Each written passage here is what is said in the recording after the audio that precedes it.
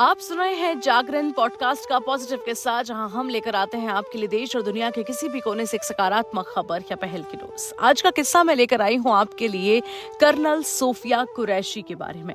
एक बहादुर बेटी की कहानी आज मैं आपको सुनाने जा रही हूँ। 7 मई 2025 की सुबह जब टीवी पर कर्नल सोफिया कुरैशी देश को ऑपरेशन सिंदूर के बारे में ब्रीफ कर रही थी, तो वो सिर्फ एक सैन्य अधिकारी नहीं थी, वो एक मिसाल थी।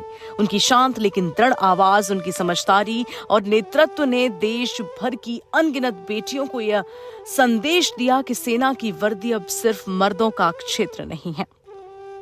लेकिन इस मुकाम तक पहुंचना उनके लिए आसान बिल्कुल नहीं था। कर्नल सोफिया कुरैशी का जन्म गुजरात के वडोदरा में हुआ था और एक फौजी परिवार में ये जन्मी थी। उनके पिता और दादा दोनों ने ही भारतीय सेना में सेवा दी थी, लेकिन फिर भी उनके लिए रास्ता उन्होंने खुद बनाया।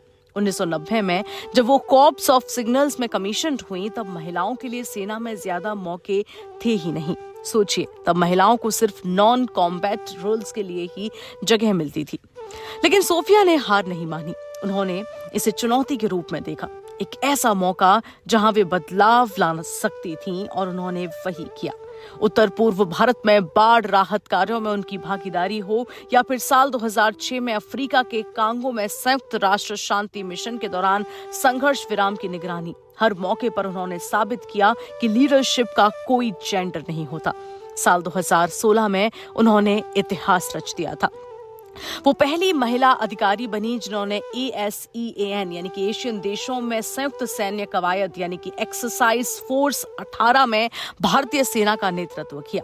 यह अभ्यास युद्ध नहीं बल्कि शांति और माइन क्लियरेंस पर केंद्रित था, और सोफिया ने अपने नेतृत्व से सबका दिल जीत लिया था।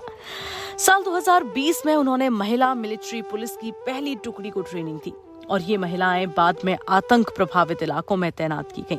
उन्होंने दिखा दिया कि महिला सैनिक भी सीमा पर डटकर खड़ी हो सकती हैं। और फिर आया साल 2025, ऑपरेशन सिंदूर। पाकिस्तान और POK में आतंकी शिविरों के खिलाफ बड़ी सैन्य कार्रवाई, और इस ऑपरेशन की जानकारी देश को देने की जिम्मेदारी भी सोफिया कुरैशी को मिली। यह सिर्फ एक प्रेस कॉन्फ्रेंस नहीं थी, बल्कि एक बयान था कि अब महिलाएं सिर्फ सर्जिकल स्ट्राइक नहीं देखती, वो उसका नेतृत्व भी करती हैं।